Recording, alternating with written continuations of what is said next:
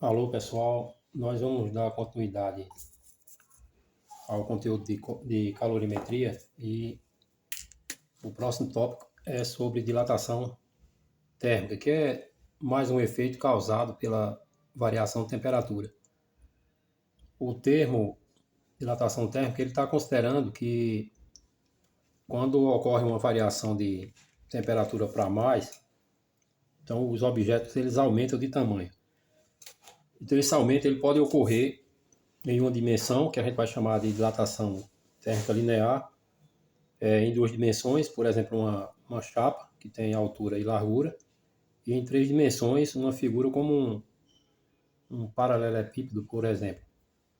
Mas aí esse conceito se expande para a esfera e qualquer figura, qualquer objeto que tenha três dimensões, qualquer sólido que tenha três dimensões.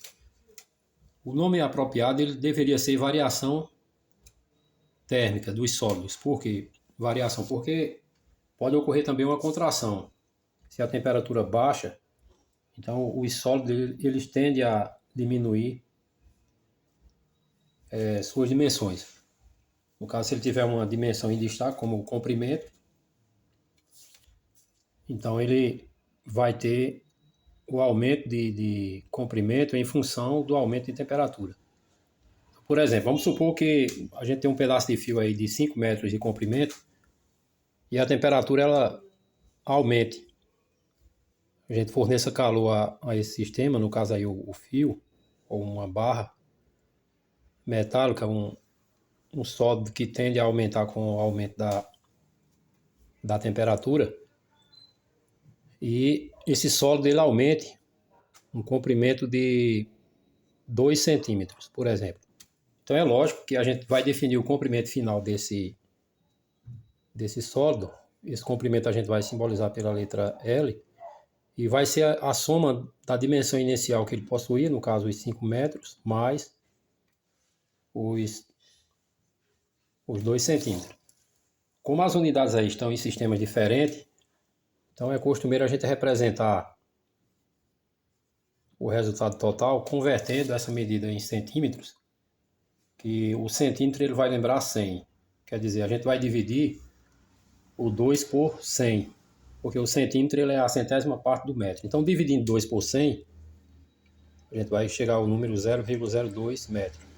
E aí eu teria o comprimento final do fio, que seria 5,002 metros.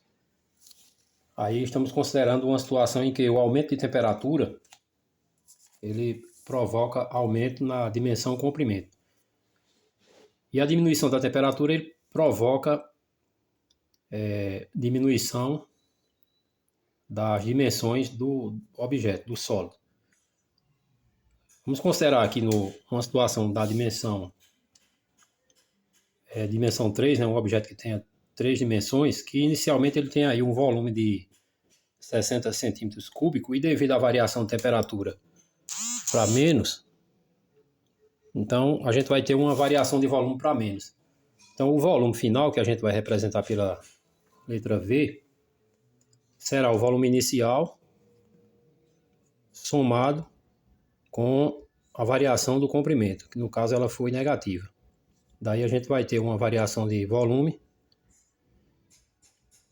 no caso um volume final, né, por conta da variação do volume ser negativa, de 59 centímetros cúbicos. Só aqui estamos considerando quando a temperatura baixa, então o sólido também tem seu volume reduzido.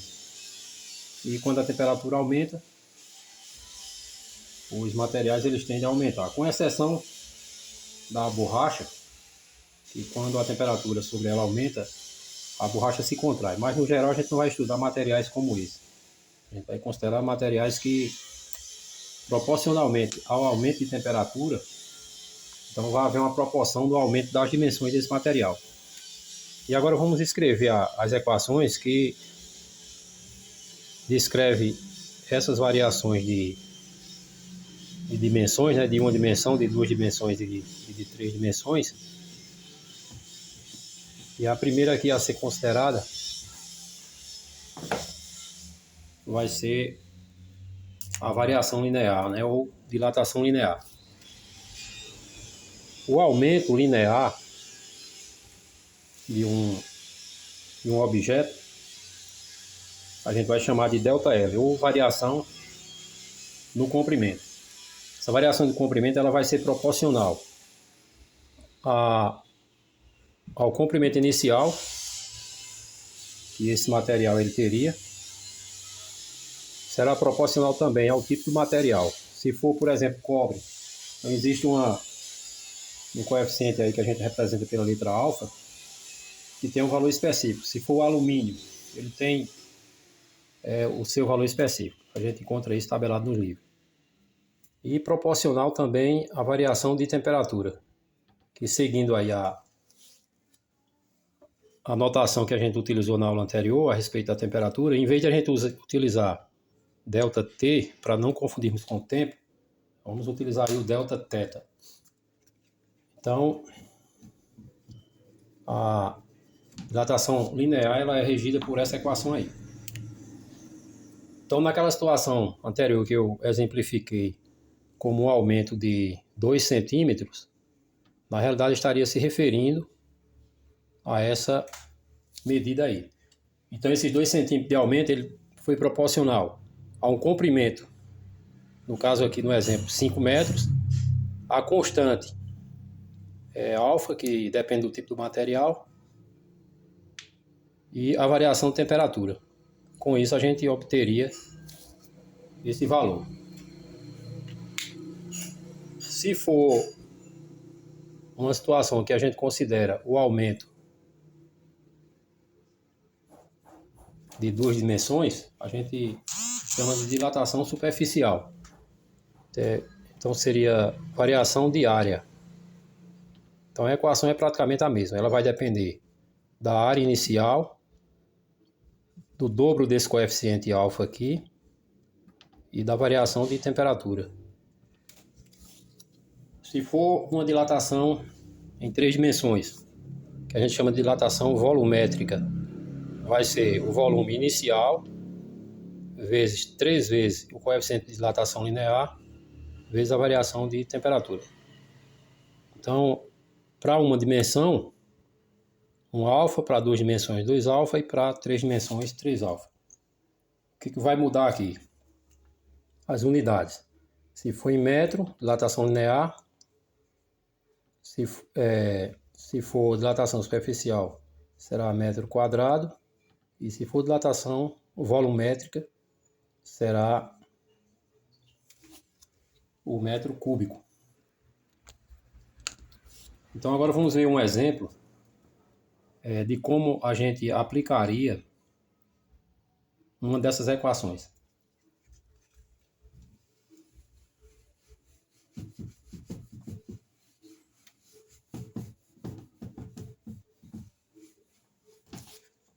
Então vamos supor que a gente tenha uma chapa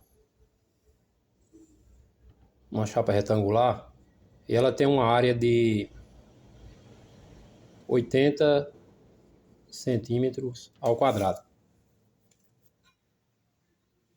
E que a temperatura dessa chapa inicialmente, o θ1 aqui, fosse de 20 graus.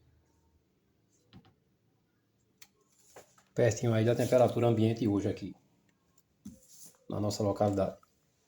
Um pouquinho a mais, mas em torno disso aí. Vamos supor que a gente aqueça essa chapa, coloque ela aí sobre a chama de um fogão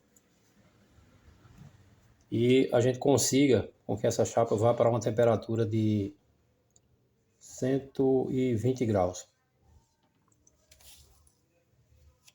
E que o coeficiente de dilatação linear do material dessa superfície seja de 1,2 vezes 10 elevado a menos 5. A unidade do coeficiente de dilatação linear ele é em graus Celsius elevado a menos 1. São valores bastante pequenos, é tanto que a gente representa como potência de base 10 negativa. E aí como é que a gente faz para calcular a área final dessa superfície se a gente conhece o coeficiente de dilatação e as temperaturas iniciais e finais do objeto em questão. Então, como é uma situação de duas dimensões, é uma área, então a variação de área ela vai ser definida pela área inicial multiplicado por 2 vezes alfa, porque a gente tem uma figura com duas dimensões, e a variação de temperatura. Esse delta θ, ele é